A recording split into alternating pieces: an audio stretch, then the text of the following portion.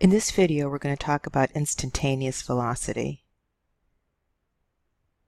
This is really just an application of what we've talked about before. In the previous video, we talked about determining the average rate of change between 2 points on the graph of a function and letting one point approach the other, and then the slope of the tangent at one particular point was the instantaneous rate of change. When we have a position or a distance function, this concept is giving us the average rate of change in the distance, or an average speed or velocity, and as we approach one certain point in time, it's going to give us an instantaneous velocity. So if you think about the speed of your car, whenever you look down at the speedometer, that's an instantaneous velocity. You're not finding the distance elapsed between 2 points in time and performing a division. You're seeing exactly how fast you're going at that particular point in time. So in this class, what we're going to do is looking at the average velocity turning into the instantaneous velocity of a position function relative to time. So it's common to call a position or distance function S, and then the independent variable is t. So this graph is the graph of a position function, the function 4.9t squared, which describes the distance an object in free fall has fallen after t seconds, so the distance in meters.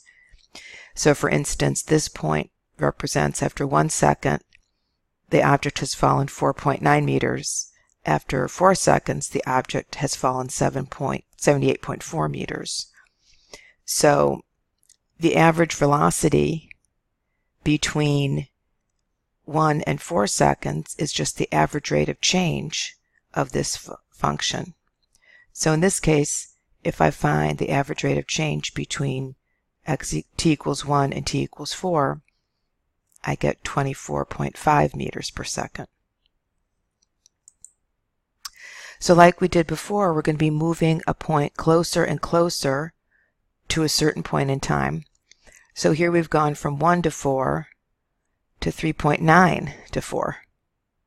And doing the same thing, figuring the average velocity, which is just the average rate of change of a distance or position function. I'm doing the same thing I did before, but with t equals 4 and t equals 3.9. And now I see the average velocity between these two values that are closer together, so I have a smaller time interval, is 38.71 meters per second. So I've gone from an estimate of 24.5 meters per second between 1 and 4 seconds to an estimate of 38.71 meters per second between 3.9 and 4 seconds. So instead of looking at particular values on a function, we want to generalize this and find a general formula for the instantaneous velocity for this function. So instead of picking 4 or 1, I'm going to say, okay, let my constant point in time be a. And I'm going to look at smaller and smaller intervals from that time a. So here is the interval from t equals a seconds to t equals a plus 1 second. So this is my average rate of change formula when I use this function. And notice it results in 9.8a plus 4.9. Now when I go from the interval a to a plus 0.5, and I put those two values in the average rate of change function, I get 9.8a plus 2.45. And again, with even smaller interval of a to a plus 0.25, so here I have a quarter of a second interval, I plug those values into my average rate of change function, and I get 9.8a plus 1.225. So notice this thing that is being added to 9.8a is getting smaller and smaller, but 9.8a shows up in each computation. So it's safe to say that the closer we get to A, these remainders are going to be approaching 0, and the formula for the instantaneous velocity is simply 9.8a.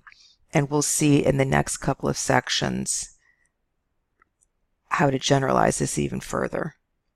So for example, if we plug t equals 4 seconds into our formula, this gives us an instantaneous velocity of 39.2 meters per second, which is pretty close to that approximation we got before. So in summary, the instantaneous velocity is really just an application of going from the average rate of change of a function, in this case a particular type of function, a position or distance function, to the instantaneous the instantaneous rate of change or instantaneous velocity.